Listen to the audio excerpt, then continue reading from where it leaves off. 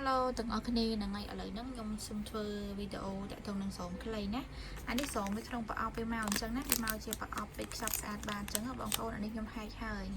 xem nhà với bóng phone mới nè. Anh đi cứ sổm bà lá cái chân ở bóng phone nó sổm bà lá cái chân nè. Trà sổm đấy thạm rồi bố viết cái vẽ tới chui nè, chui ở bàn chú về rập tới chui bị ở bàn chú. Hai nâng xem nhập chui ở rộng này thì ở sạp xa trên thầm đa để xa vì mơ hiện bà lá chẳng bóng phone khơi nhé hiện bà lá chân nè.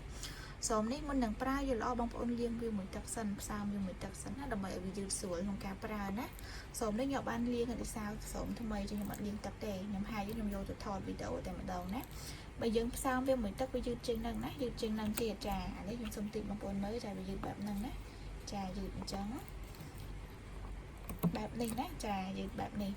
អញ្ចឹងសម្រាប់គាត់ថាអូកុំភ័យតែយកសូមនឹងទៅពាក់អត់ចូលពាក់អីណាដោយសារពួកនឹងវាយឺតបងប្អូនណាយឺតមែនតើអញ្ចឹងសោកដៃ3ក៏ចូលដែរណាចាប៉ុន្តែសំខាន់ដូចខ្ញុំប្រាប់ចឹងមុននឹងប្រើបងប្អូនត្រូវផ្សារវាមួយទឹកឬលាងទឹកឲ្យស្អាតចឹងពាក់ទៅ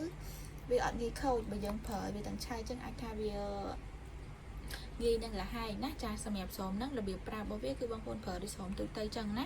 យើងអាចពាក់នៅខាងគល់លឹងនឹងពេលយើងត្រូវការរួមតនេយយើងពាក់ឲ្យយើងពេលហើយយើងដោះសូមនឹងលាងទឹកទុកប្រាំងឲ្យក្រោយទៀតបានណា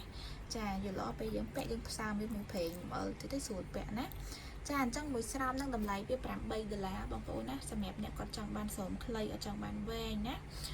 អានេះអាចពាក់ពីលើសូមអនាម័យយើងធម្មតាបានណាពាក់ទៅវាជួយទប់សូមនឹងកុំឲ្យវាអង្គចូលក្រោមហើយវាជួយពជាបានជូរទៀតណាមួយស្រោម$8បងប្អូនណាសេវាដឹកសេវាផ្ញើផ្សេងអញ្ចឹងសម្រាប់អ្នកគាត់ចង់បាន